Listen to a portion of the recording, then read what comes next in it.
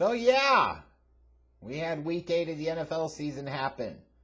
Some interesting games, some interesting developments, and all that jazz. Although it all led up to a trade deadline that was largely a wet fart. Not much going on when you anticipated potentially a lot more action than what we ultimately got, especially as teams are potentially trying to pursue that elusive Super Bowl title. So anyways, let's take a look back at the week that was week 8 of the 2021 NFL season. And we all go to Thursday night, where the Packers used the ground game to control the clock, keep the ball out of Kyler Murray and the Arizona Cardinals offense's hands, especially that 21-minute to 9-minute disparity in time of possession in the first half. The strategy worked, and the Packers were able to hand the Cardinals their first loss of the season. Green Bay wins 24-21, and apparently now Aaron Rodgers has COVID, so good luck with that one. Shifting over to the Sunday action, you have the Panthers defense that was able to hold Atlanta in check, especially due to the surprise absence of Calvin Ridley, stepping away apparently for the time being from football to take care of himself. Interesting to say the least. Atlanta was held under 250 yards of total offense. Carolina wins 19-13. It wasn't always the prettiest, but Josh Allen still had 3 total touchdowns, and the Bills had more than enough to dispatch easily with the Miami Dolphins 26-11. Of all the damn quarterbacks, of all the teams, of all the people, the Chicago Bears let frickin' Jimmy Garbage Pail go for over 300 yards through the air, gave up 2 rushing touchdowns to him, and wasted a pretty good performance from rookie quarterback Justin Fields, because of course that's what the Bears are going to fucking do. So much for that Desai defense, huh? Stick it up your ass. 49ers beat the Bears 33-22, and of course instead of being sellers at the deadline like they absolutely should have, they sat on their hands and did nothing. Mediocrity personified. The Pittsburgh Steelers had just enough, and the Browns are all types of disappointment right now. Steelers beat the Browns 15-10. Browns had a very, very bad day offensively. And, I'm starting to think here maybe the Detroit Lions aren't going to win any games this year. Because I've been trying to be nice to them. Like, I would have thought if there was a spot where they were going to win, it would have been this game against Philly. No disrespect, Philly, but I'm just saying, like, your team's not very good. But holy shit, am I wrong? As the Eagles whooped that ass. They beat them 44-6. Yikes. Yikes. I knew the Lions were bad, but were they this bad? Maybe, just maybe they were. When it mattered most, Carson Wentz did what Carson Wentz does. Let's face it, he Wentzed up the fucking thing. And imagine being the Colts and you've now played him enough games where he's probably going to mean that you lost your first round pick to the Eagles. Good going. He Wentzed it up late, interception. Titans beat the Colts in overtime 34-31 and take a pretty commanding lead in that AFC South that is going to be pretty hard for them to choke up. And so much for Zach Wilson. I guess all the Jets fans now have Mike White fever because his first start sure as hell was a banger. And coming out of nowhere, the Jets upset the Cincinnati Bengals 1 week after we're talking about Cincinnati, being legit and having at that moment the top seed in the AFC. No longer. Jets upset the Bengals 34-31. The Los Angeles Rams, not surprisingly, jumped out to a huge 38-0 lead and then coasted in the fourth quarter when it didn't matter, beating the hapless Texans 38-22. The New England Patriots defense had a pretty nice day, forcing 2 Justin Herbert interceptions, including a pick 6, which proved to be a difference here in this game. Patriots beat the Chargers 27-24. And all of a sudden, with a rookie quarterback, there are the New England Patriots sitting at 4-4. Don't totally dismiss them just yet. I'm talking about championships here, but playoffs, certainly a possibility. The Seahawks did what you would have thought they could do, which is hold serve against the Jags, because the Jags absolutely suck. Seahawks beat the Jaguars 31-7. The Broncos defense stifled the Washington football team's offense in what ultimately proved to be Von Miller's swan song with the Denver Broncos. Broncos beat Washington 17-10. It wasn't pretty, but they got it done.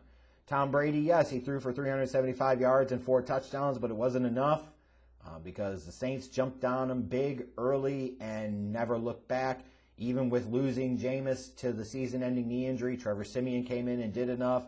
Saints beat the Bucs 36-27, and Tom Brady's got to figure out how the fuck do I beat the Saints, because he just can't do it right now, that's for sure.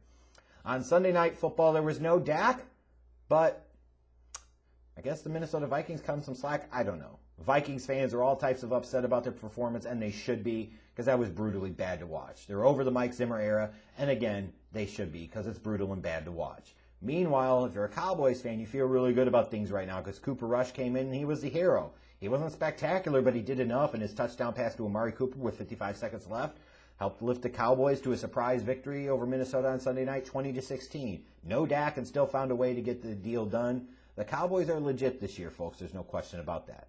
A team that may not be as legit this year, though, are the Kansas City Chiefs. Yeah, they won, but it took a late Harrison Butker field goal for them to get over the fucking woeful-ass New York Giants 20-17. More bad play by Mahomes, more mistakes, just bad. Like, this is striking how different this Chiefs team looks compared to the past couple of seasons. Maybe we shouldn't be so surprised. But I can't help it. Like, it's surprising nonetheless. In terms of the winners and losers from week number 8, winners, Green Bay Packers, at least for the moment. They beat the only undefeated team left in the league in the Arizona Cardinals, and they did it in a fashion that didn't depend on Aaron Rodgers having to play hero ball. You know, they played some solid defense, and they ran the ball effectively enough, certainly. Commanded the clock, time of possession, found a way to get it done. It's a tough spot for them to be in, and they found a way to do it. And that could be a formula for success for this Packers team later in the year. But you got to get there first, and having Aaron Rodgers out for the next start or two might not be ideal for sure. The Pittsburgh Steelers, you know, that was a big win for them, beating the Cleveland Browns on the road. They needed that one, and knocks the Browns down another peg, so it's a double win for them. And then I look at the Dallas Cowboys, like, I got to give them credit. They went and played Minnesota on Sunday night without Dak Prescott and found a way to win. Like, those are games you expect to lose or think they'll lose, and you win them. You know, that puts you in a really good spot, and they are absolutely in a true command position in that garbage-ass NFC least division. Like, it's either going to be them or the Titans, you would presume right now, are going to be the first team to clinch their divisional titles this year. In terms of some of the losers, Chicago Bears. You know, like, you waste a good performance from Justin Fields, and you give up over 300 yards passing to Jimmy Garoppolo. Like, the 49ers stink, and you stunk worse at home. Pathetic. Fire everybody. The Cincinnati Bengals, 1 week after you're kicking the Baltimore Ravens' ass all over the place, now you come back and you lay an egg in this trap game against the Jets, who are playing their backup quarterback, and you let him go off? Like, sometimes the record is who you are, and sometimes the record can be a bit of a mirage. But you thought maybe the mirage was over with the Bengals after that big performance against the Ravens, and apparently not, because that was trash how they performed on Sunday. And then the Kansas City Chiefs. Not every victory is a great one, and that certainly wasn't on Monday night. They looked pathetic. Like, they absolutely look like a team that has no business being in the playoffs right now. They may still get there, but right now, they don't look very good. And that was not the type of signature bounce-back marquee win that you would expect. And not marquee in terms of the level of opponent, but marquee in terms of your offense gets in rhythm and they're putting up 35, 40 points, and you look like the offensive juggernaut that you were the past couple of seasons. That did not happen here at all. In terms of game balls for week number 8, I'm going to go with Mike White. Tough spot to be in. Your first start, going up against a Bengals team that only has one loss in the year, and you go out there and all you do is go 37-45 for 405 yards and 3 touchdowns. Like, do you, Mike White, as you earned it. Eli Mitchell for the 49ers had 18 carries, 137 yards, and a touchdown. The Bears had a tough day stopping him and had a tough day stopping the 49ers offense in general. And that's without George Kittle, without a real quarterback. And you're going to say, well, about Jimmy Garoppolo? Like I said, without a real quarterback. But Eli Mitchell had a great game. A.J. Brown for the Titans had 10 receptions, 155 yards, and a touchdown.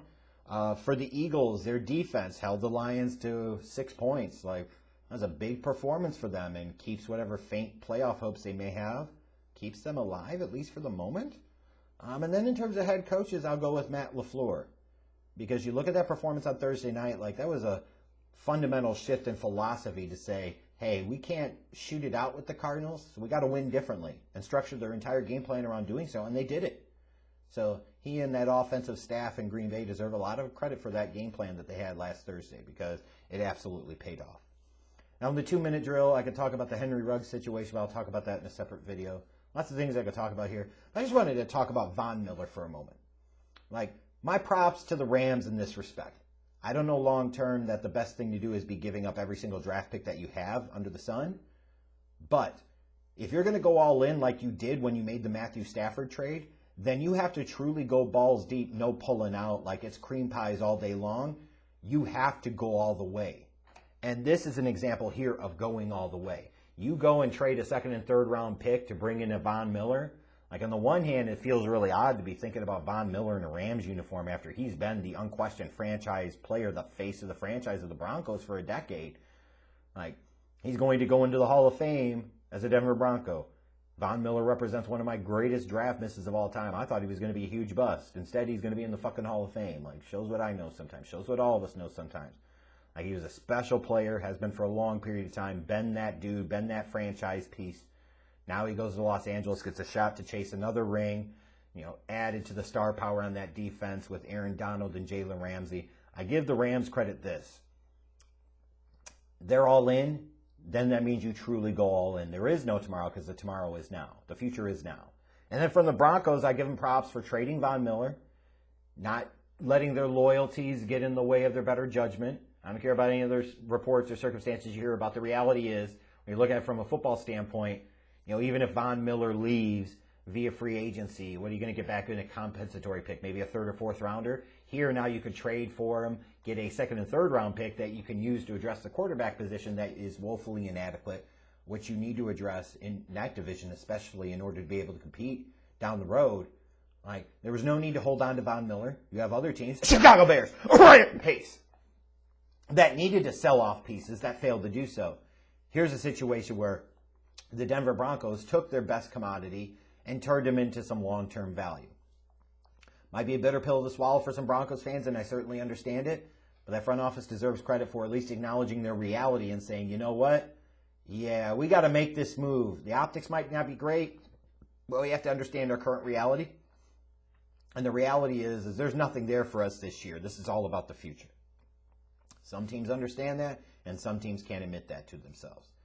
But props to the Rams. If you're going to go all in, fucking go all in. And props to the Broncos on this one. You got a second and third round pick for a guy that probably would have been gone at the end of the season anyways. That's pretty damn nice work.